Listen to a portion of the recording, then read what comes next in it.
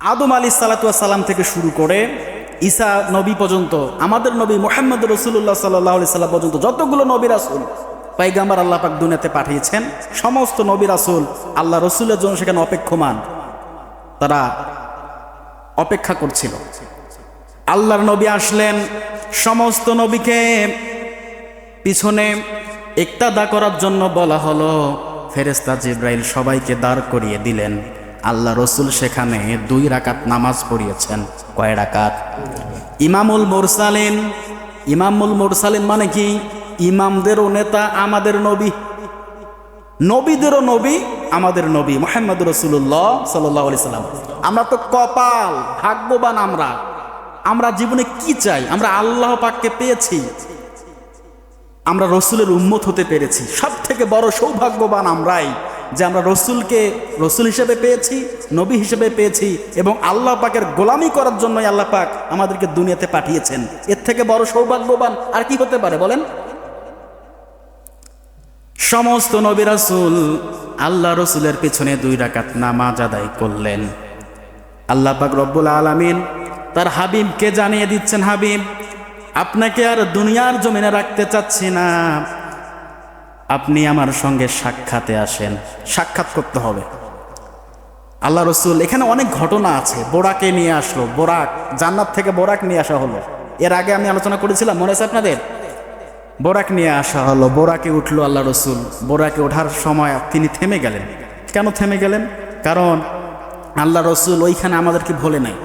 রব্বুল আলামিন, আমি তো দুনিয়ার জমিন থেকে সপ্তম আসমান ভেদ করে, লাহ কুরসি ভেদ করে আপনার দাওয়াতে সাড়া দিয়ে আপনার সঙ্গে মোলাকাতের জন্য যাচ্ছি, কিন্তু আমার উম্মতের কি হবে? আমার উম্মতের ব্যাপারে আপনার ফয়সালা দেওয়া লাগবে, তাছাড়া কিন্তু আমি যাব না। বলি আল্লাহু আকবার।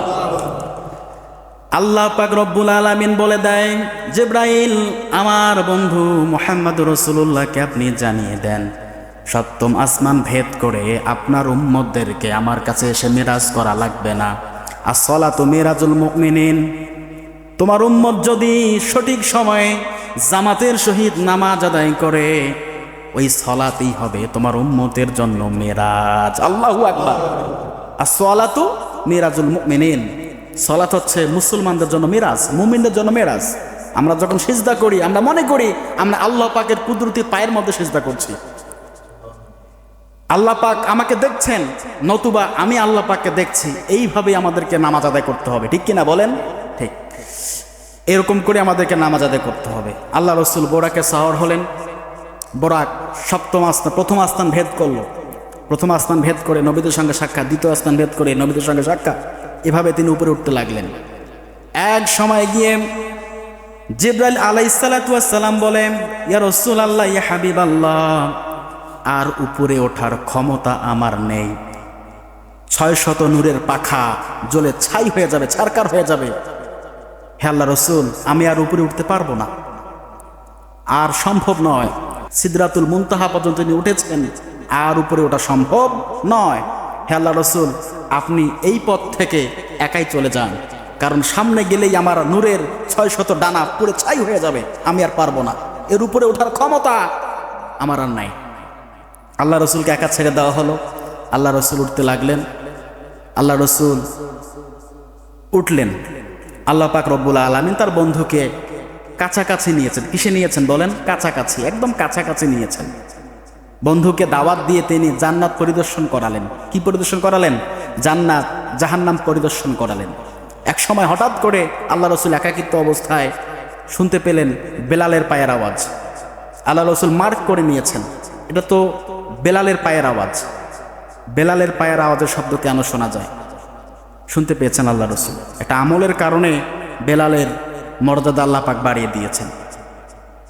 আল্লাহ পাক রব্বুল আলামিন পবিত্র কোরআনুল কারীমের মধ্যে জানিয়ে দিয়েছেন, আমার বন্ধু মুহাম্মদুর রাসূলুল্লাহকে দাওয়াত দিয়ে আমি আল্লাহ পাক গোপন থাকি নাই। আমি আল্লাহ পাক আমার বন্ধুর সঙ্গে সাক্ষাৎ করেছি। কি করেছেন? সাক্ষাৎ। ফাআউহা ইলা আবদিহি মা আউহা। আল্লাহু আকবার। সূরা নাজম 27 নম্বর পারা 53 নম্বর সূরা প্রথম নাম্বার রুকুর 10 নম্বর আয়াত। ফাআউহা ইলা আবদিহি মা আউহা। ওই সময় আমার বন্ধু মুহাম্মদুর রাসূলুল্লাহর সঙ্গে আমার সাক্ষাৎ হয়েছিল। 9 নম্বর আয়াতে বলা আছে, আমার বন্ধু আর আমি আল্লাহ পাক রব্বুল আলামিন এতটাই নিকটবর্তী ছিলাম, তীর আর ধনুকের মধ্যে যতটুকু ডিস্টেন্স থাকে, গ্যাপ থাকে, তত দূর। একটা তীর আমরা নিক্ষেপ করি না, তীরের মধ্যে আর ধনুকের মধ্যে কোনো কি গ্যাপ থাকে বলেন? ফাঁক থাকে না। স্পষ্ট কোরআনের আয়াত, এতটুকু পরিমাণ গ্যাপ আমার বন্ধুর সাথে আমার ছিল। ফাআওহা ইলা আবদিহি মা আওহা, আর আমার বন্ধুকে ওই সময় যাহা ওহি করিবার তাই ওহি করিলাম। এটা দুনিয়ার মানুষ কেউ জানে না। আমরা রসুলের মান সম্মান সবসময় ছোট করে দেখতে চাই কেন? সম্ভব না। ওই সময় আল্লাহ পাক তার বান্দাকে যাহা ওহি করিবার তাই ওহি করিলেন। এটা আল্লাহ পাক যদি গোপন রাখে আমি জানবো না। আল্লাহ রসুল মিরাজ থেকে ফিরে এসে যতটুকুই তার উম্মতদেরকে সাহাবীদেরকে জানিয়েছেন আমরা ততটুকুই জানি, এর বেশি জানবো